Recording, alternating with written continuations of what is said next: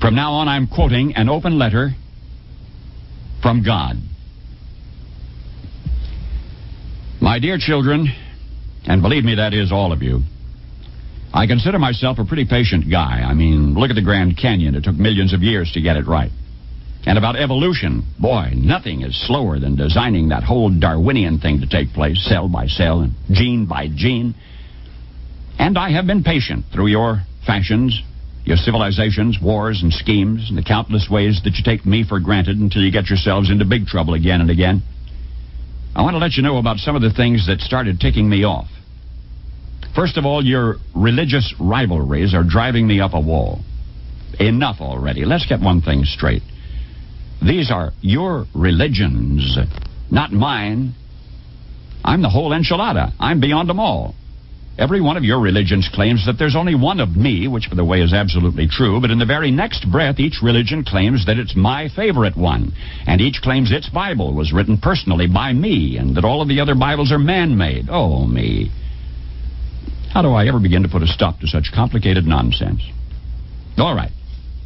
Listen up now. I am your father and mother, and I don't play favorites among my children.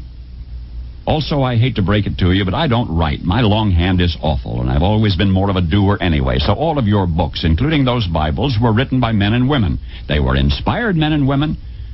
They were remarkable people, but they also made mistakes here and there, and I made sure of that so that you would never trust a written word rather than your own living heart.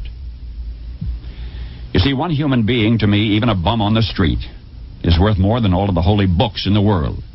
That's just the kind of a guy I am. My spirit is not an historical thing. It's alive, right now, as fresh as your next breath.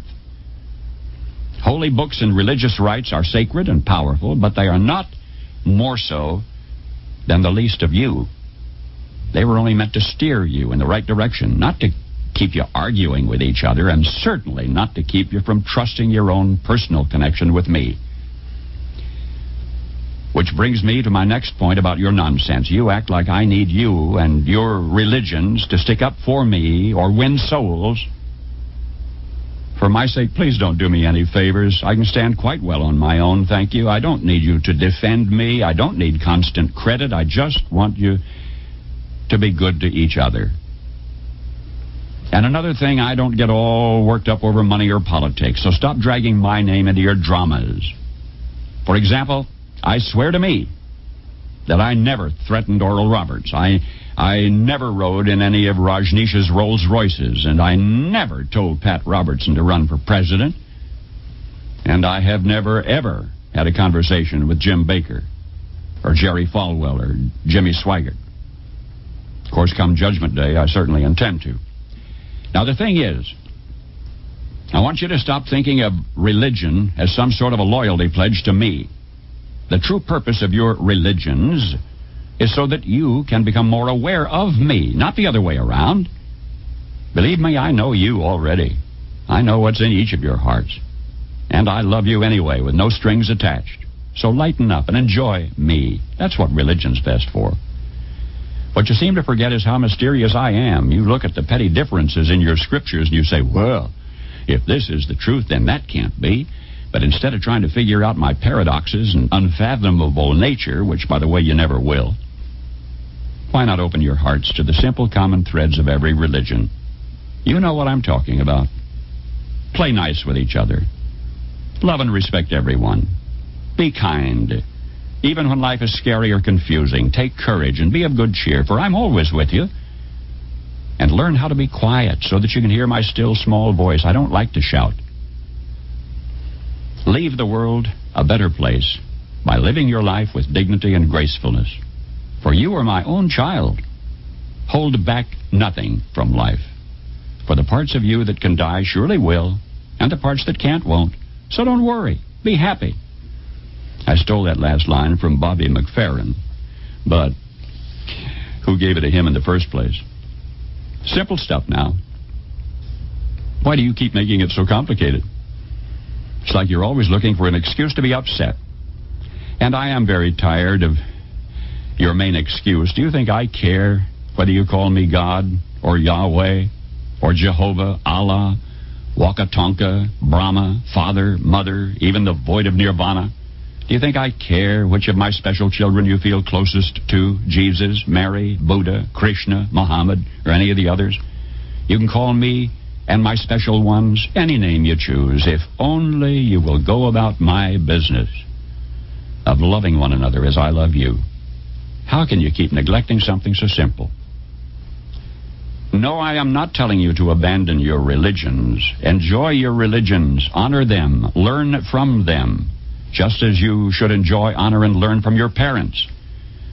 But do you walk around telling everyone that your parents are better than theirs?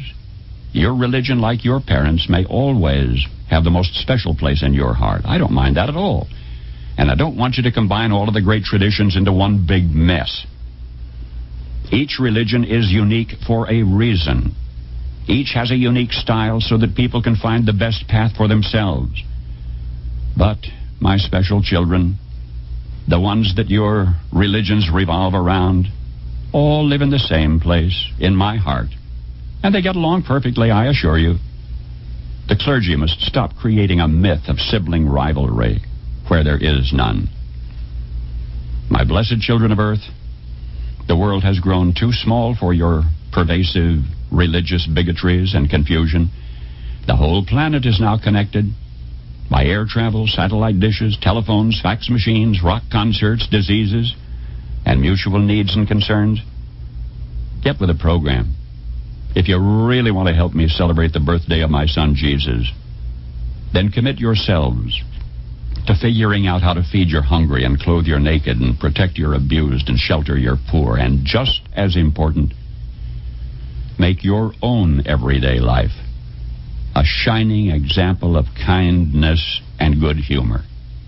I've given you all of the resources you need if only you abandon your fear of each other and begin living and loving and laughing together.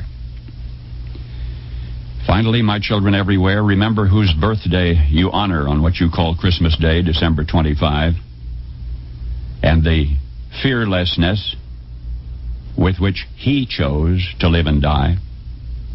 As I love him, so do I love each of you. Now, I am not really ticked off. Not really. I just wanted to grab your attention because I hate to see you suffer. But I gave you free will. So what can I do now other than try to influence you through reason, persuasion, and a little old-fashioned guilt and manipulation? After all, I am the original Jewish mother. I just want you to be happy. And I'll sit in the dark. I really am, indeed, I swear, with you always, always. Trust in me. Your one and only God. End quote. Paul Harvey. Good day.